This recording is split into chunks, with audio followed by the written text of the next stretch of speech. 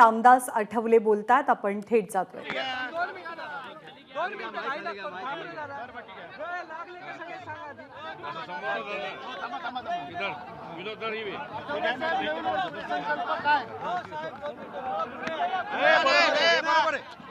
अरे बरोबर आहे बाबा. शौर्य दिनाच्या या अत्यंत महत्त्वाच्या दिवशी मी इथं विजयस्तंभाला भेट दिलेली आहे आणि ज्या हुतात्म्याने बलिदान दिलेलं आहे त्या सर्व हुतात्म्यांना मी शहीदांना या ठिकाणी आदरांजली अर्पण करतो. आणि डॉक्टर बाबासाहेब आंबेडकरांचं जे शौर्य होतं, बाबासाहेब आंबेडकरांनी जे आम्हाला संघर्ष शिकवलेला आहे, बाबासाहेब आंबेडकरांनी आम्हाला अन्यायाविरुद्ध लढायला शिकवलेला आहे, त्या पद्धतीनं आम्ही लढण्याचा जो संकल्प आहे तो संकल्प आम्ही करत आहोत. आणि 2024 जे वर्ष आहे, आजपासून एक नवीन वर्षाला सुरुवात झालेली आहे आणि हे 2024 वर्ष आम्हाला फार झालेलं आहे हर्ष. म्हणजे जो 2024 जे वर्ष आहे हे देशासाठी अत्यंत महत्त्वाचं आहे, दलितांसाठी अत्यंत महत्त्वाचं आहे, 140 करोड जनतेसाठी अत्यंत महत्त्वाचं आहे.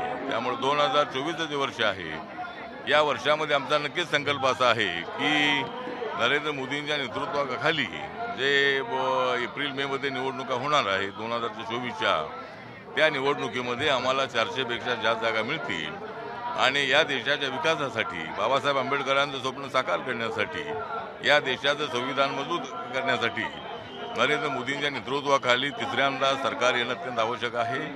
त्यासाठी भारतातला जो दलित समाज आहे हा मोठ्या संख्येनं नरेंद्र मोदींच्या पाठीशी उभा आहे.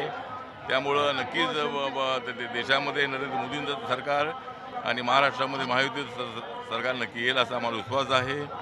आणि बाबासाहेब आंबेडकरांच्या विचारावर काम करणारा जो दलित समाज आहे, जो गरीब समाज आहे, कामगार आहे, ओबीसी आहे, दलित आहे, आदिवासी आहे, या सर्वांना न्याय देण्यासाठी आम्ही संघर्ष करण्याचा संकल्प आजच्या दिनी आम्ही करत आहोत. एनडीएच्या निमंत्रक पदावरून वाद सध्या सुरू आहे. एनडीएच्या निमंत्रक पदावरून वाद सुरू आहे सध्या. तर आता एनडीएचे निमंत्रक आहे ते कुणाला करायचं या संबंधामध्ये वाद सुरू आहे. आणि नाही एनडीए म्हणतो इंडिया म्हणतो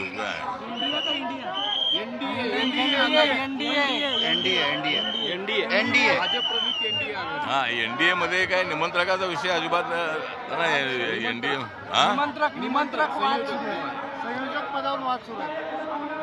तर आता एनडीए मध्ये काय निमंत्रक पदाचा वाद आहे असं मला वाटत नाही आहे. जरी वाद असेल तर तो वाद आम्ही सामुदायिक मिटवू. परंतु निमंत्रक म्हणून बीजेपी आहेच. बीजेपी हा सर्वात मोठा पक्ष आहे. त्यामुळं आमच्यामध्ये काय मला वाटतं की वाद असण्याचं कारण अजिबात नाही आहे. आणि जरी तो वाद काय असला तरी आम्ही तो मिटवण्याचा प्रयत्न करू. निवडणुकांचा तुम्ही आता विषय काढला आहे, तर लोकसभेसाठी तुम्ही किती जागा मागणार आहात भाजपकडे महाराष्ट्रामध्ये किंवा देशभरामध्ये?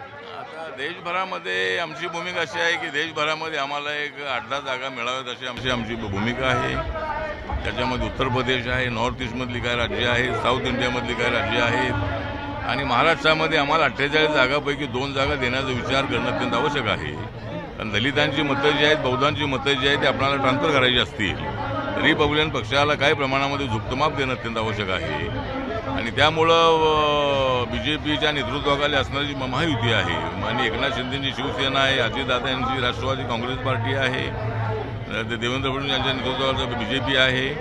तर या सर्वांनी RPIचा विचार गंभीरपणे करणं अत्यंत आवश्यक आहे. आणि रिपब्लिकन पक्षाला सोबत ठेवणं म्हणजे रिपब्लिकन सोबत आहेच आहे, परंतु रिपब्लिकन पक्षाला काही जागा देऊन दलितांची मतं, बौद्धांची मतं मोठ्या प्रमाणामध्ये ट्रान्सफर करण्यासाठी त्याचा चांगला उपयोग होऊ शकतो. त्यामुळं आम्हाला महाराष्ट्रामध्ये 2 जागा द्याव्यात अशी आमची मागणी आहे.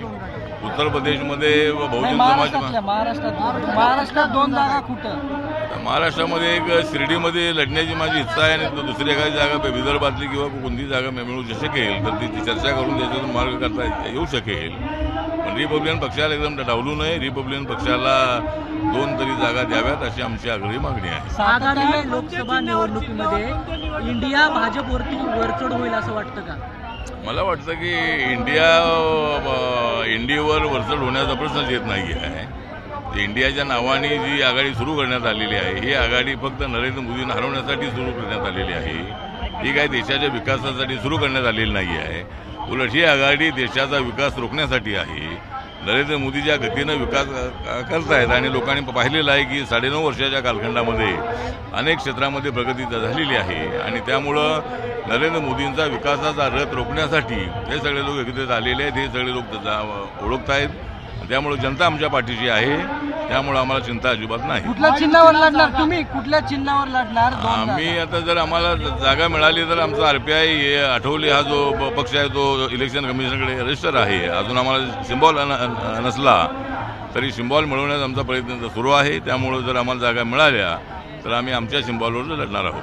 नाही, पण भाजपकडून बऱ्याच वेळा सांगितलं जातं की जे आमच्या बरोबर आले त्यांना आम्ही भाजपकडून त्यांच्या गळ्यात दुपट्टे टाकलेले आहेत, प्रदेशाध्यक्ष असं म्हणलेत आणि त्याच्यावरती त्यांना निवडणूक लढवायला लागली. तुमच्या पक्षाच्याही नाही, माझ्या पक्षाच्या वतीनं आता बाकीचे माननीय एकनाथ शिंदे यांच्या पक्षाला धनुष्यबाण सिम्बॉल मिळालेला आहे.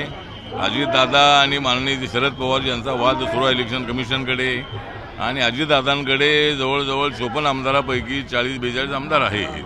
त्यामुळे इलेक्शन कमिशनचा जो निकाल आहे हा माननीय एकनाथ शिंदेचा निकाल जसा आला तशाच पद्धतीचा 2/3 मेजॉरिटीचा निकाल त्यांच्या बाजूने येणे शक्यता आहे आणि जे घड्याळी सिम्बॉल जे आहे ते अजितदादांना मिळेल. त्यामुळं BJPच्या सिम्बॉलवर BJPचे उमेदवार लढतील आणि बाकीचे जे शिवसेना, राष्ट्रवादी आणि RPI जे आहे आम्ही आमच्या सिम्बॉलवर लढू. महायुतीला जागा कमी दाखवतात राज्यामध्ये सध्या. महायुतीला जागा कमी दाखवत असल्या तरी 35 जागा दाखवतात.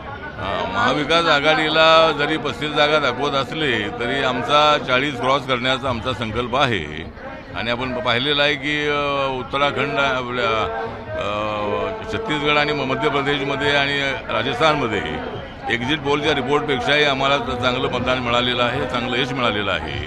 त्यामुळे एक्झिट पोलपेक्षाही पुढे जाऊन जनता आमच्यासोबत आहे आणि त्यामुळं महाराष्ट्रामध्ये 40+ जागा मला मिळतील असा मला विश्वास आहे. संजय राऊत वेळोवेळी म्हणतात की संजय राऊतांकडून वेळोवेळी टीका केली जाते भाजप त्याचबरोबर इतर पक्षांवरती की आता पुढचा PMOचं कार्यालय जे आहे ते अयोध्येमधून चालवलं जाणार आहे, सर्व सरकार अयोध्येमधून चालणार आहे.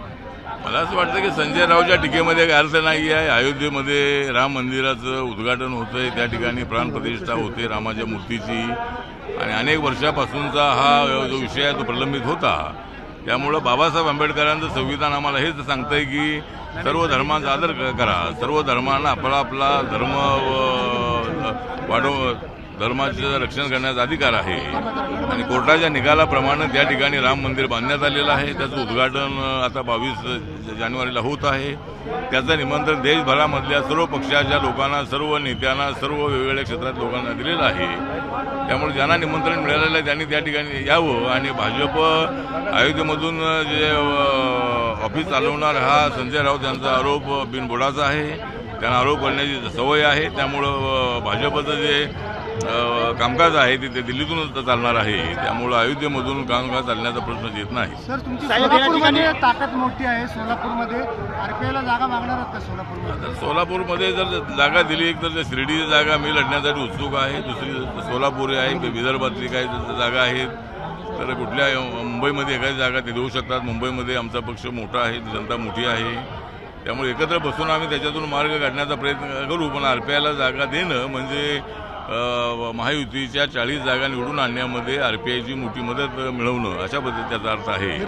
त्यामुळं मला असं वाटतं की या तिन्ही पक्षांनी RPIचा गंभीरपणे विचार करावा असं आमचं मत आहे. ABP माझा, उघडा डोळे बघा नीट.